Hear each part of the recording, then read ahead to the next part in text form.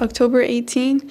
I'm Alina, and this is Trojan TV. Last Thursday, we had our final cross-country meet before regionals. Here's how it went. Welcome to the best cross-country team ever.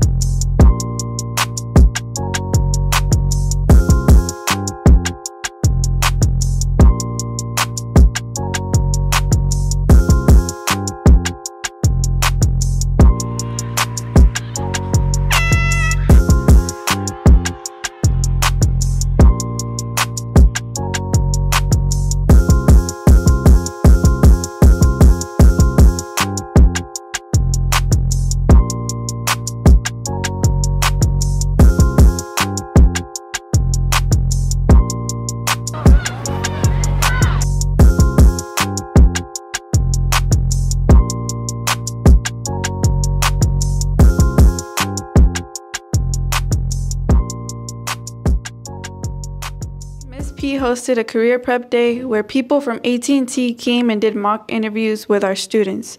Here are some clips.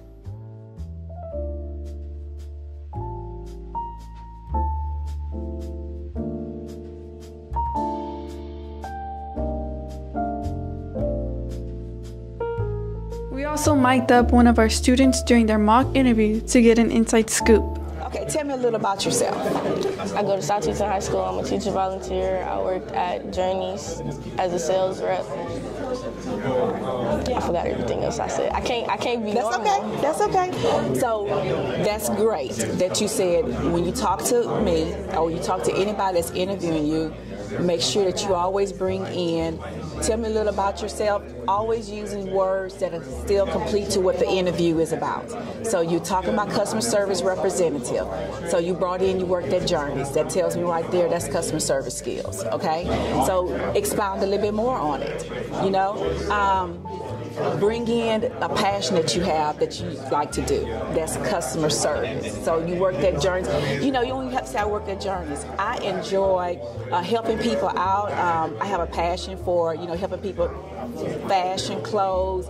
I love to build rapport with people. My family always tell me I am the life of the party. So, because they always want to come to me and ask me for advice. However you want to bring that in, that brings in customer service skills. You're doing excellent. We're here with Steven from AT&T. And what is your role in AT&T? I'm a premises technician. What is the importance of what you're doing here today? To help young ones to kind of get prepared for the real world experience, especially for those who do not have any jobs currently. This is an opportunity for them to kind of get experience as to what to expect on the interview and to help them to not be so hard on themselves and just kind of calm those nerves, get more relaxed. What is some important advice that you gave to the students today?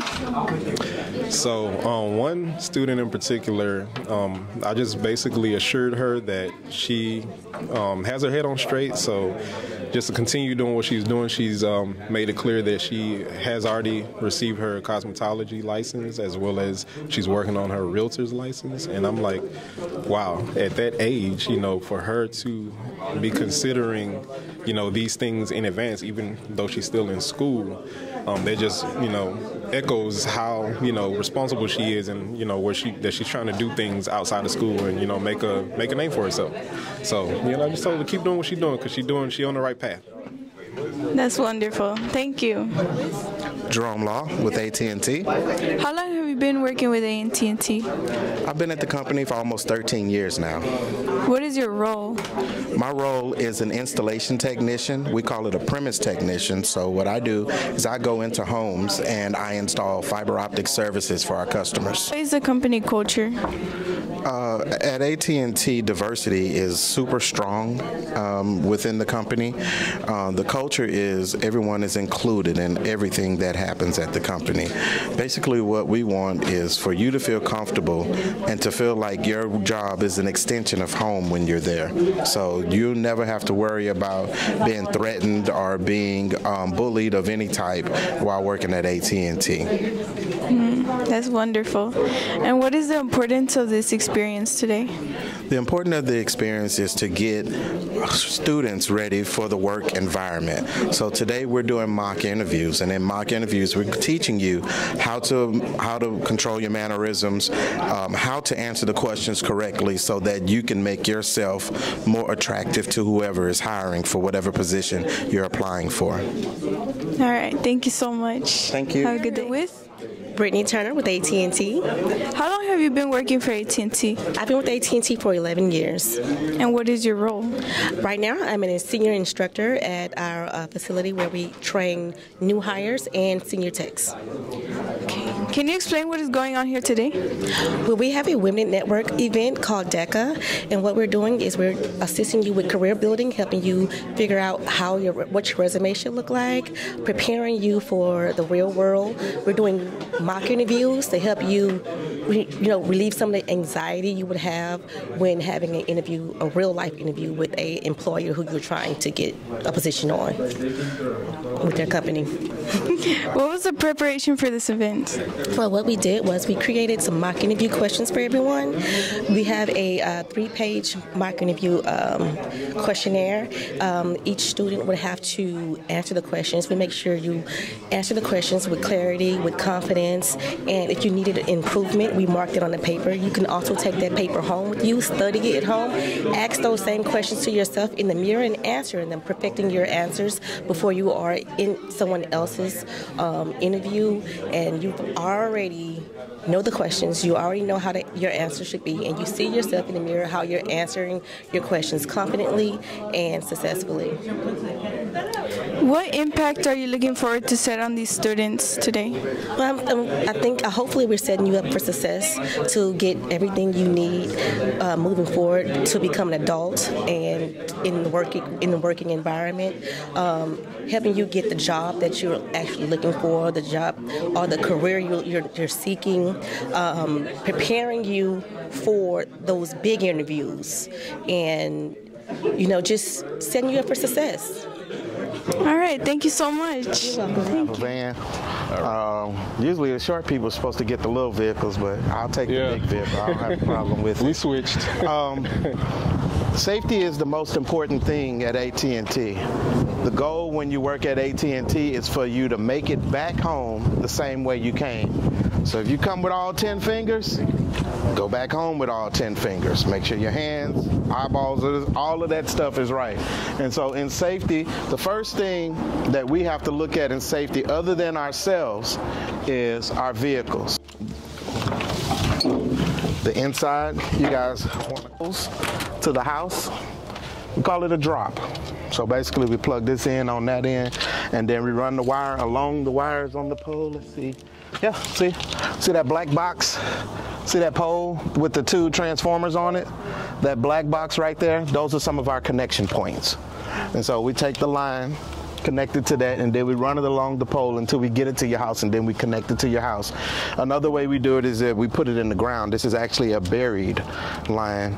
I know that because it has this little copper wire on it to help us locate the lines when they're in the ground.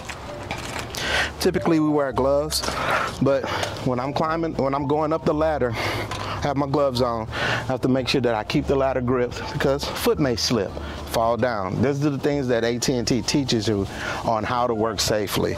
But after I get up top, I take this, wrap it around the pole, hook it to myself. So now this is keeping me alive right here and keeping me from falling.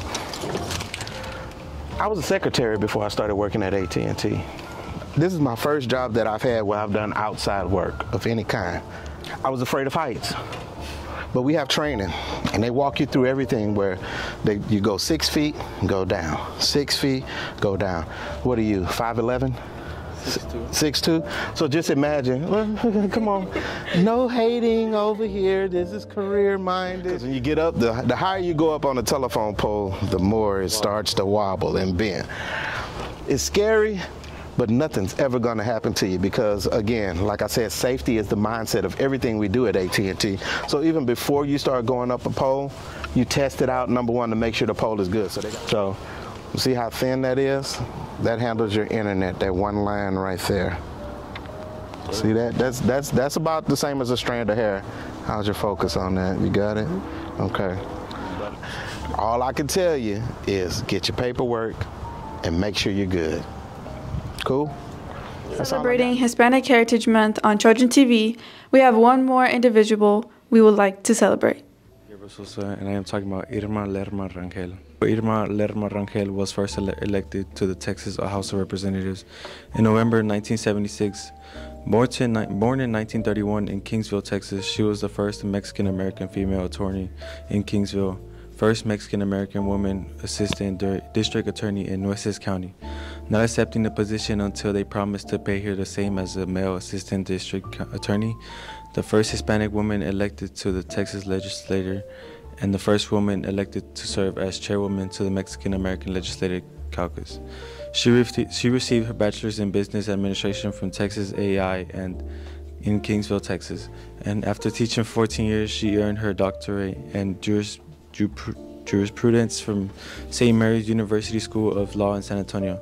During her time in legislature, Ranger focused on education, women, children, and the poor. She supported laws that help mothers and victims of domestic abuse. She also served on the House Committee on Higher Education. In 1997, after her Hopwood decision, she passed legislation to mandate students in the top 10% of high school graduating classes be automatically admitted to any of the state's colleges or universities. So seniors, if you got into a university because you were top 10, you have Irma Rangel to thank. Rangel was given many awards and honors before and after her death in 2003. In 1994, she was inducted to the Texas Women's Hall of Fame. The Texas A&M Irma Lerma Rangel School of Pharmacy was officially named after her in October 2004, the same year that Irma Lerma Rangel Young Women's Leadership School was founded in Dallas, Texas. The school was the state's first public all-girls school. Rangel was known for working to make education, especially a college degree, available to everyone. She understood that the way people break out of cycles of poverty is through education, and she fought tirelessly, right up until her death, to make the dream of college degree the reality for thousands upon thousands of students, increasing educational opportunities for the underprivileged. That's it for today. Thank you for watching Trojan TV.